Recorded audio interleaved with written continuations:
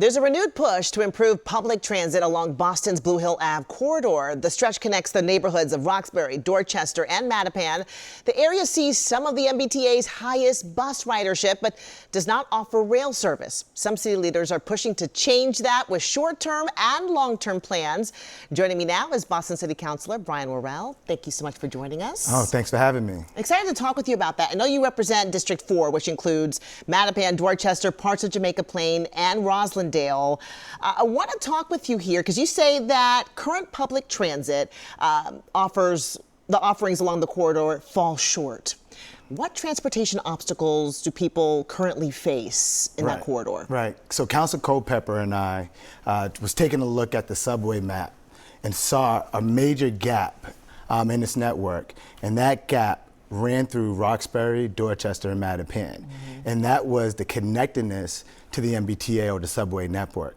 So we don't have a real rapid transit line that serve some of the highest needs and the highest ridership in the Commonwealth. Let's talk about the disparities that exist because of that hurdle. Right, yes. And what we've seen in that gap, right, in that subway gap, is an overlay of income disparities, health disparities, and education disparities. And we believe that the access to our healthcare, education, and jobs can vastly improve or help our residents improve on some of those disparities. Now, speaking of improvements, what are some more improvements you think could be implemented along the corridor now or in the near future that would make a difference? Yeah, so in past planning processes, dating back to the 70s, community has bought into immediate fixes and long-term fixes to the area. We're talking about transit signal prioritization, which will help speed up the bus for transit riders. We're talking about lighting, because a lot of people on Blue Hill Ave says there's dark areas, so we want to improve the lighting not only for our cyclists or our drivers, but also our pedestrians. And crosswalks, more crosswalks, raised crosswalks, so pedestrians can cross safely Blue Hill Ave, and drivers can also see them.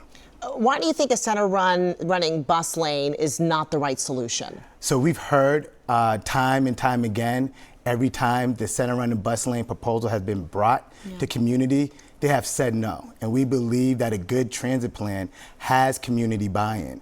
And in past proposals or planning processes, the community has proposed what they wanted to see on Blue Hill Ave. And one of those proposals is the study of rail to come back and service this area. In the first half of the 20th century, Blue Hill Ave was serviced with rail. And also Nubian Square, which was back then called Dudley, was also had the elevated Orange Line. Well, I know you mentioned Councilor Culpepper here, but I know you guys also have a more ambitious idea, and we want to talk about this. You are proposing an Orange Line expansion.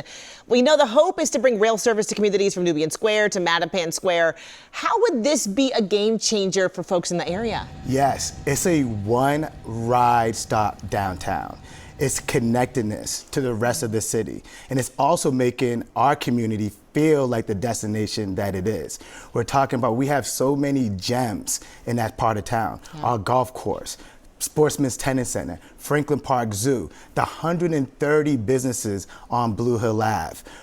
We want everyone outside of that neighborhood to come and visit, but we also want to have the residents benefit of being connected to jobs, healthcare, and the rest of the city. So this is a real transit equity question, but it touches so many other things. And I know a project like this would take some time. Right. What kind of disruptions would it cause? Yes, and we're saying that any capital investment or any transit investment inside the area will cause disruption. So if and when we do it, we should do it right, and we should do it with a permanent fix that we're not revisiting this in the future. But we have seen other planning process or areas under design where they do this, I think it's called TBM, where they're able to dig underground without disrupting the businesses and residents on the surface level. And why for you do you say this end would justify the means? Yes, we're saying let's study it, but we're also saying that we can cut down the time from 50 minutes to probably in half an hour to get downtown. We're saying that we can get more people out of the car, right, into a subway to take it and improve safety on our roads. So we think it's a way to not only increase economic activity, we think it's a way to get more people on the train and out of the car, and it's something that I believe that community can buy into, because we've seen that in past planning processes. When you talk about a project like this, we have to talk about cost. Right. How much would this cost? Where would the funding come from? Absolutely. So in other rail expansions, we have seen in Alewife, we have seen in the Green Line expansion to Somerville, and more recently, the Fall River, New Bedford, which serves 2,500 people, that costs around $1.1 billion. This area of Blue Hill Ave serves 10 times more transit riders than a New Bedford Fall River connection. And we think that I believe that the residents of this quarter are worth every investment and every dollar. Councilor, we appreciate you being here and for the work that you're doing and for really breaking down for us what you have coming down the pike and your plans around it. Thank you so much. Thank you for having me. Thank you. Thank you so much for watching. By the way, CityLine is about the stories that shape our communities, and we want to hear yours. Share what's happening where you live at CityLine@WCVB.com. Be sure to follow us on Facebook and on Instagram, and have a wonderful afternoon.